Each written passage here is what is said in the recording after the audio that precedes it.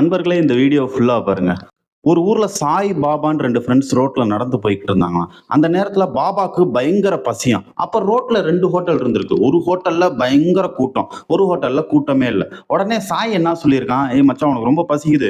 நம்ம கூட்டமே இல்லாத ஹோட்டலுக்கு போயிருவோம். உனக்கு டக்குன்னு சாப்பாடு கிடைச்சிரும்" அப்படின்னு சொல்லிட்டு கூட்டிட்டு போய் உட்கார வச்சு, "அண்ணா" அப்படின்னு ஆர்டர் குடுக்கறதுக்கு வாய திறந்திருக்கான்.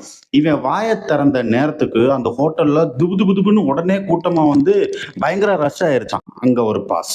இப்போ அந்த கடைக்காரரோட அந்த ஹோட்டல்காரரோட பாயிண்ட் ஆஃப் வியூல இருந்து பார்த்தா சாயை வந்து ராசியான பையன்டா, இவன் வந்த நேரம் எனக்கு வியாபாரம் அமோகமா ஓடுது அப்படின்னு தோணும். கட் பண்ணிட்டு அப்படியே அவன் ஃப்ரெண்டோட பாயிண்ட் ஆஃப் வியூல பார்த்தா, ஏன்டா தர்த்தனம் பிடிச்சவனே நீ வாயை திறந்த நேரம் இவ்வளவு பேர் வந்துட்டான் இல்லடா அப்படின்ற மாதிரி தான் இருக்கும். ஸோ இந்த கதையோட சுருக்கம் என்ன அப்படின்னா, நம்ம என்ன வேலை செஞ்சாலும் ஒருத்தவங்களோட பாயிண்ட் ஆஃப் வியூல இருந்து நம்ம ஒரு மாதிரி தான் தெரியும். ஸோ நம்ம எல்லாரையும் ப்ளீஸ் பண்ணணும், ஐயோ இவங்க என்ன நினைச்சுக்குவாங்களோ அவங்க என்ன நினைச்சுக்குவாங்களோ அப்படின்னு நம்ம நினைக்க ஆரம்பிச்சோம் அப்படின்னா நம்ம வேலை அதுவா மாறிடும்.